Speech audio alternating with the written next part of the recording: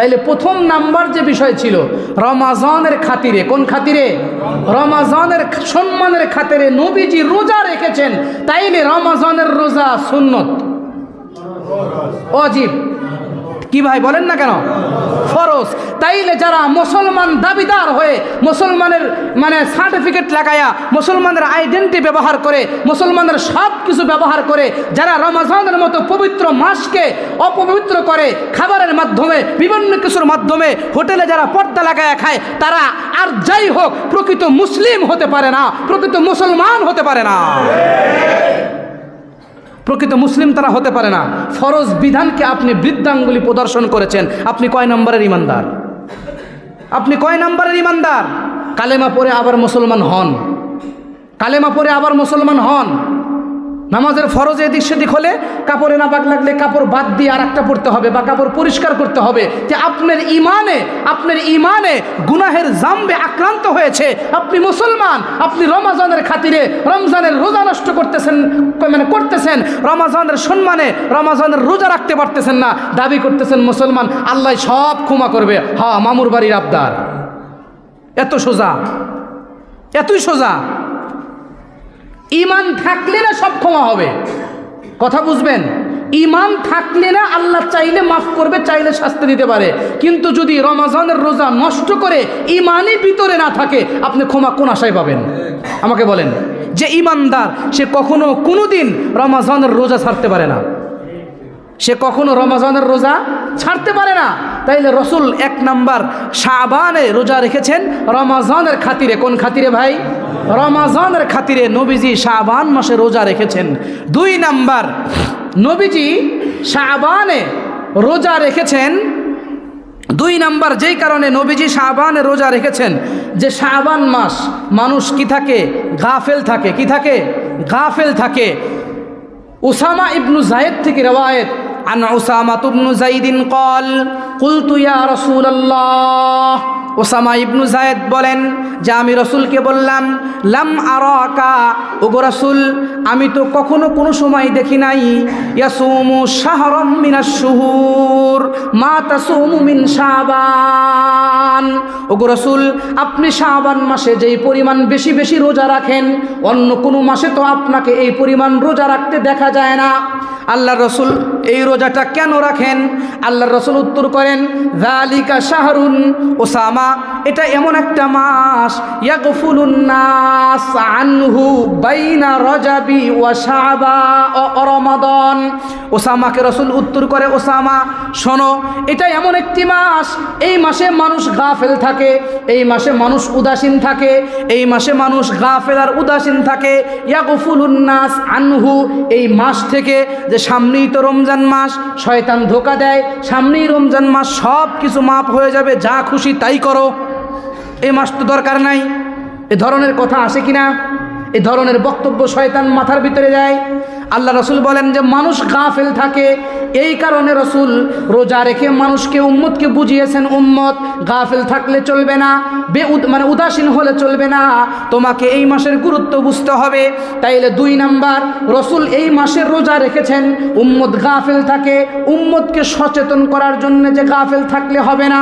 2 number কারণে রসুল এই মাসে রোজা রেখেছেন। 3 নাম্বার আর একটা কারণে রসুল রোজা রেখেছেন।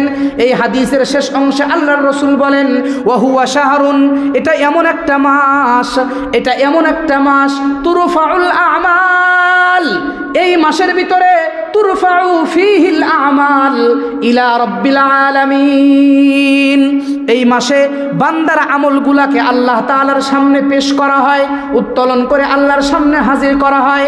ফা উহিব্বু, আর আমি চাই হলো এটা, আমি চাই হলো এটা যে আল্লাহ তাআলার কাছে আমার আমলগুলা এমন অবস্থায় উত্তোলন করা হোক আর পেশ করা হোক, ওয়া আনা সাইমুন, যাতে আমি রোজা অবস্থায় আমার আমলগুলা আল্লাহর কাছে পেশ করা হয়।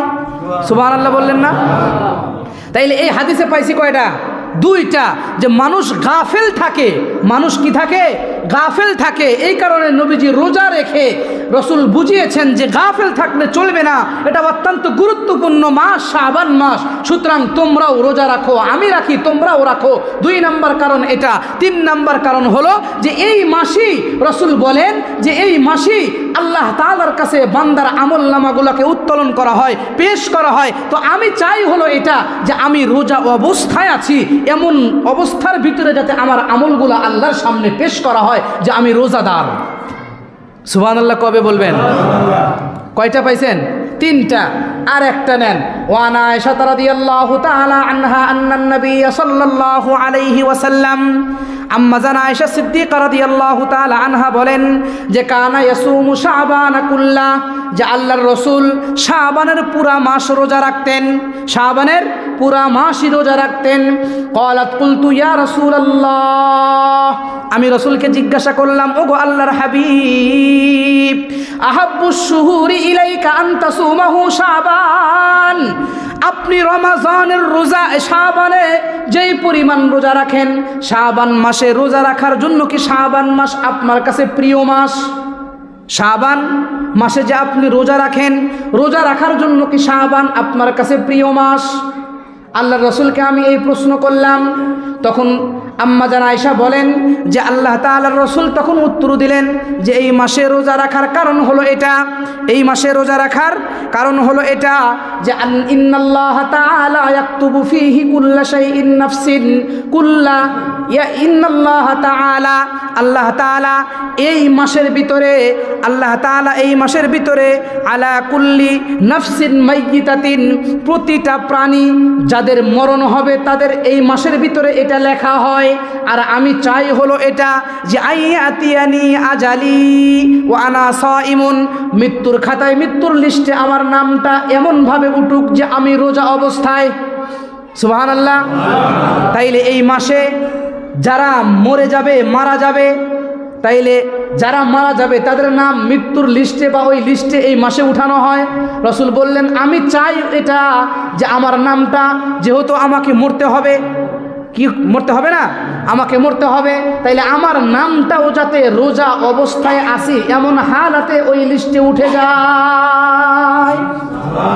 মুহতারাম হাজরিন, তাইলে রোজা রাখছেন 4 কারণে। কয় কারণে? 4 কারণে। তাইলে শাবান অত্যন্ত গুরুত্বপূর্ণ মাস, দামি মাস, অত্যন্ত ফজিলতপূর্ণ মাস। অল্প কথায় এই মাসের সবচাইতে বড় আমল যেটা, সেটা হলো রোজা রাখা। সেটা কি ভাই? রোজা রাখা। এই মাসে রোজা রাখার জন্য রাজি আছেন তো আপনারা? ইনশাআল্লাহ রাখবেন তো ইনশাআল্লাহ? আল্লাহ তাআলা আমাদেরকে এই মাসের ইজ্জত, সম্মান, কদর বুঝে রোজা রাখার তৌফিক আল্লাহ পাক আমাদেরকে দান করুন। এজন্যই আল্লাহ তাআলা তেলাওয়াতকৃত আয়াতে কারিমাতে বলেছেন ওয়াসারিউ ইলা মাগফিরাহ, তোমরা আল্লাহ পাকের মাগফিরাতের দিকে প্রত্যাবর্তন করো, আল্লাহ পাকের মাগফিরাতের দিকে দৌড়াও। আল্লাহ তো চায় যে বান্দা তুমি আমার ইবাদত করো আর আমার কাছে ক্ষমা চাও, আমি আল্লাহ তোমাকে মাফ করে দিব। এটা আল্লাহ চায়। সেজন্য রোজার মাধ্যমে নিজের কৃত গুনাহগুলোকে আল্লাহ তাআলার কাছ থেকে ক্ষমা নিন, মাফ নিন, আল্লাহ তাআলা অবশ্যই ক্ষমা করে দিবেন। আল্লাহ তাআলা আমাদেরকে এ মাসের কদর বুঝবার, আমল করার তৌফিক আল্লাহ পাক আমাদেরকে দান করুন। যারা সুন্নত পড়েন নাই সুন্নত আদায় করে নেন।